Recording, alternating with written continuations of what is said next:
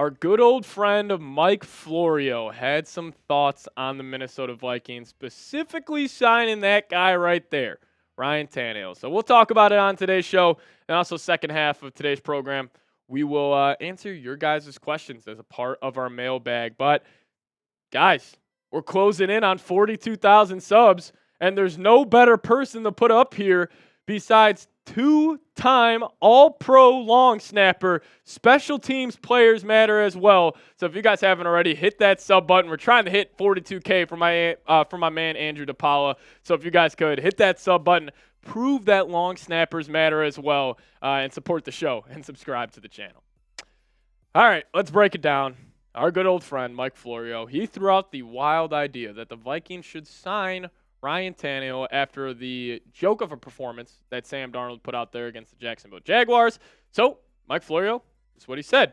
He says, is it crazy to wonder what Kevin O'Connell could do with Ryan Tannehill down the stretch? Because it really looks like the Sam Darnold chariot has turned back into a pumpkin. Kind of agree with that last part, but I'm not fully ready to go there just yet. But Tannehill, we'll talk about his fit with the Vikings here in a second, but I do want to kind of not debunk a theory that Darnold's been just awful. Like, he has definitely not played well over the last couple of weeks, but this is his advanced stats on the season. Big-time throw percentage, 2.5. He's got 15 big-time throws. Turnover-worthy play percentage, 4.2. He's got 14 of them. ADOT, 9.4. Adjusting completion percentage, though.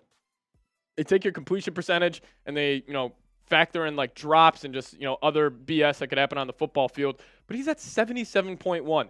He's still 17 touchdowns, 10 interceptions. Yes, the turnovers are an issue, and I hate saying this, but, like, if you just take away the turnovers, like, Darnold's he's playing the QB position at a very, very high level, but he needs to clean up the turnovers. And a guy like Tannehill, a veteran, who has gone to AFC championship games, I actually don't necessarily hate this idea, but this is how his stats shake out for the last 4 seasons. Obviously, he's still a free agent, so he hasn't played this season. But, back in that 2020 year, I mean, he was awesome. Just under 4,000 yards, 33 touchdowns, 7 picks. He was really slinging that pill that season. So here's my take on the whole thing. If the Sam Darnold implodes against the Tennessee Titans for a 3rd straight week, he has 3 turnovers. He's terrible, and the Vikings lose the game. And the defense looks like the best unit in the NFL. So I'm saying like a nightmare scenario here where the Vikings lose this game like 10-7. I would consider it then.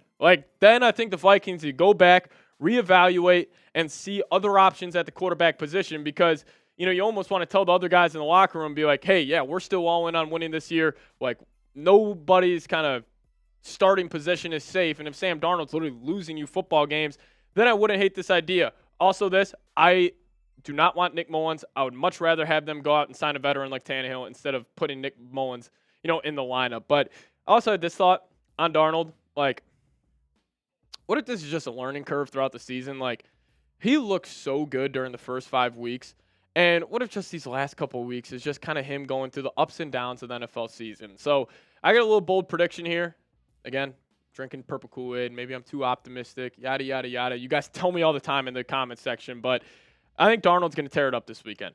Even though the Titans defense, sneaky good, by the way. They're 1st in pass yards per game, 1st in total yards per game, but they still are 29th in points per game allowed. I think Darnold, they're going to be looking at his stats after the Week 10 game or Week 11 game, and I think he's going to have, let's just say 22 touchdowns, or maybe not 22, 21 touchdowns, maybe 11 interceptions. And, the raw numbers for Darnold, like, the dude's still almost completing 70% of his passes. I know he's been inaccurate on a couple of throws.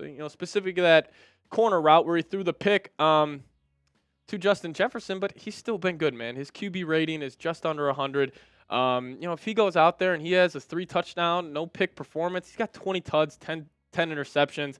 Really, the take on Darnold's going to change almost every week with national media heads. For me, I'm not really getting a whole take until the regular season ends and then until the playoff ends. So, maybe Mike Florio, maybe Colin Cowherd, Nick Wright, they're not going to show Sam Darnold any love. But, hey, here at Vikings Now, we got our QB1s back. So show Sam Darnold some love down below in the comment section. Type his jersey number.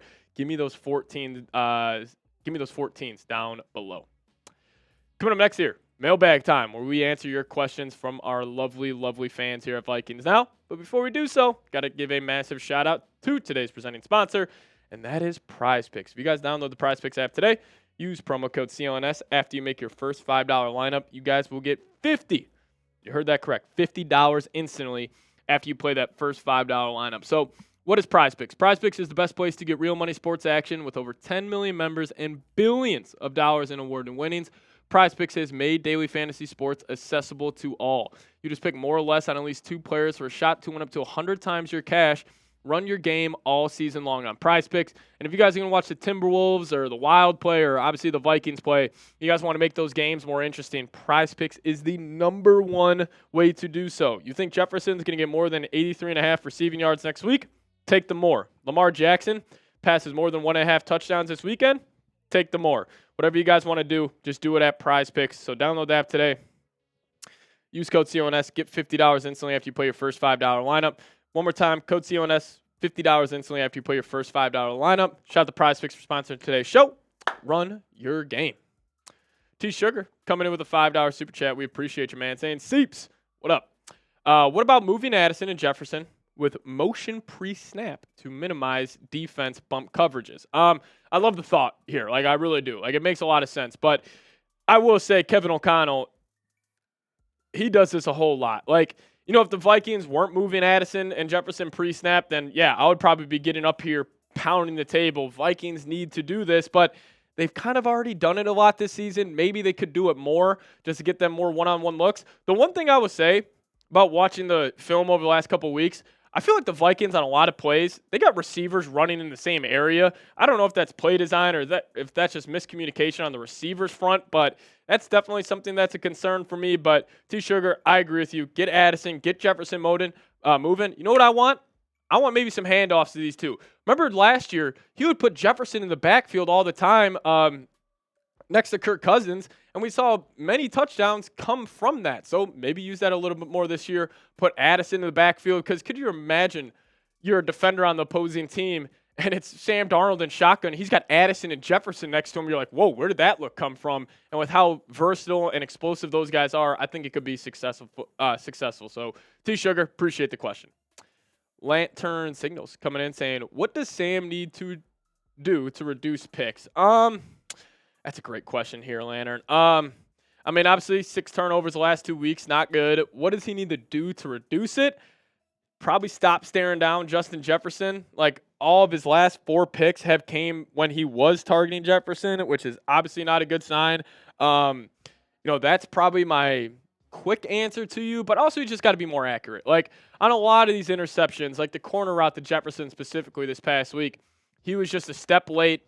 He just threw that, 2 yards to the left when it should have went to the pylon, resulted in an interception. So just be more accurate, and also just stop staring down the gun when it comes to, Justin Jefferson. That would be my kind of short answer there. But Wacky Uncle D, love the name. Shout out to you, man. Do you think the Minnesota Vikings will be 15-2 as their final record for the regular season? So the Vikings went out. I'm going to say no. Even if we had Mahomes at quarterback, I'm still probably saying you're not winning out. There's a lot of good teams in the NFL.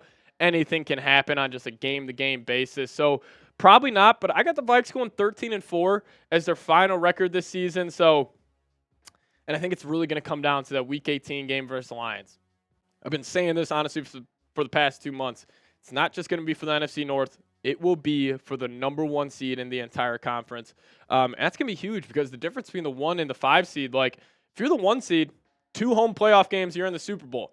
You're the 5 seed, you're most likely going to have 3 straight road games to get to the Super Bowl. So, I expect the Vikings to take these next 5-7 weeks very seriously, and then you just got the Packers and the Lions to close out the season. You win both those games, I mean, you are most likely the #1 seed. Like, I think people have kind of already thrown that idea out the window because of how dominant the Lions has been. And, man, if the Texans would have won this week, we would have had a better shot at it, but Just don't throw out the idea of the Vikings landing the #1 seed.